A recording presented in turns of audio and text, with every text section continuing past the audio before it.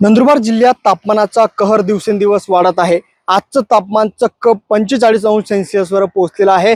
तेच तापमान काल जे ते 43-44 अंशांवर होतं आणि आज चक्क 45 अंशांवर तापमान पोहोचलेलं आहे। नागरिक जे ते आता प्रचंड हैराण झालेले आहेत। रस्त्यांवर शुकशुकाट पाहायला मिळतोय।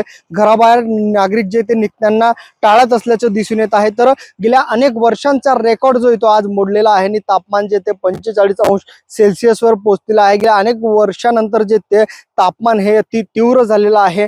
त्यामुळेच नागरिकांना खबरदारी घेण्याचं आवाहन जे ते जिल्हा प्रशासनाच्या वतीनं करण्यात येत आहे। तर जिल्ह्यातील एकूण 18 ठिकाणी उष्माघात कक्षाची स्थापना करण्यात आलेली आहे आणि प्रशासन देखील आता अलर्ट मोडवर आहे। लहान बालकं असतील, वयोवृद्ध असतील, यांना घराबाहेर न पडण्याचा सल्ला देखील देण्यात आलेला आहे। तर दुसरीकडे नागरिकांनी घराबाहेर निघताना काळजी घ्यावी, जास्तीत जास्त पाणी घ्यावं आणि यासोबत थंड पेयांचा आधार घ्यावा असं देखील गाईडलाईन जी ती जारी करण्यात आलेली आहे। तर येणाऱ्या काही दिवसांमध्ये आणखी नंदुरबारचं तापमान वाढणार असल्याची परिस्थिती जी ती निर्माण झालेली आहे। हवामान खात्याच्या वतीने जे ते पावसाचा इशारा देखील देण्यात आला होता, मात्र आज तापमानाचा पारा हा 45 अंशांवर पोहोचल्यानं नागरिक जे ते प्रचंड हैराण झाल्याचं या ठिकाणी पाहायला मिळतंय। टेम्परेचर खरंच खूप वाढलंय। आज 45 इज द रिपोर्टिंग जे माझ्याकडे आहे आणि मई आपला महिना असा पण खूप अवघड असतो आणि यावर्षी सर्वात जास्त तापमानाची नोंद झाली आहे। तर सगळ्यांना रिक्वेस्ट आहे की थोडा 11:30 12 ते 3 मध्ये प्लीज बाहेर जाणं अवॉइड करा।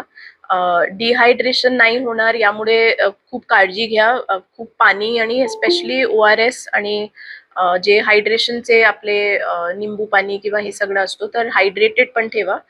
नगरपालिकेमध्ये आणि ग्रामपंचायतीमध्ये आता आम्ही इन्स्ट्रक्शन्स इश्यू करत आहोत उष्माघात कक्षांसाठी। PHCs आणि RH मध्ये ऑलरेडी उष्माघात कक्ष एस्टॅब्लिश करण्यात आले आहेत आणि PHC साठी पण इन्स्ट्रक्शन्स आम्ही आता आज देत आहोत। सोबतच आता माझी इनफॅक्ट जस्ट एक मीटिंग झाली जिथे मला डॉक्टर सांगत होते की भरपूर न्यू बेबीज जे आहेत त्यांचं ऑलमोस्ट 30% वेट लॉस होत आहे बिकॉज ते घरी जातात आणि खूप टेम्परेचर वाढत आहे तर वॉटर लॉस खूप जास्त आहे। तर त्यामुळे नवीन बेबीजनी खूप मोठी काळजी घ्यायची की दूध आईचं जे ते पित आहेत ते रेग्युलरली प्रत्येक 2 तासात त्यांना ते दूध पण पिलं पाहिजे आणि युरिनचं मॉनिटरिंग पण केलं पाहिजे की दिवसात कमीत कमी 8 ते 10 त्यांचं युरिन पास व्हायला पाहिजे। डेली त्यांचं वेट मॉनिटरिंग व्यवस्थित झालं पाहिजे। तर ज्या घरात छोटासा एक वेइंगचं मशीन नाहीये त्यांची रिक्वेस्ट आहे की तुम्ही स्वतःचा वेट केला आणि बाळाला घेऊन वेट केला, त्याचा मायनस केला की बाळाचं वेट आपल्याला कळेल।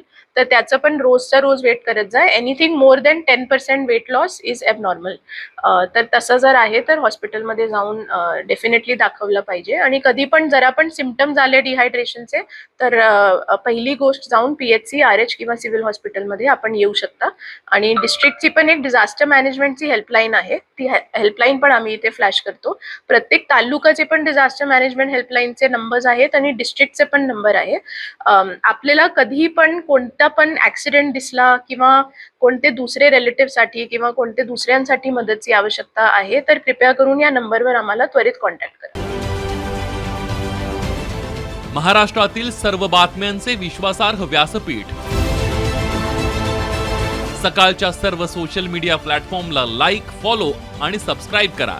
तसंच सर्व नोटिफिकेशनसाठी बेल आयकॉन प्रेस करायला विसरू नका।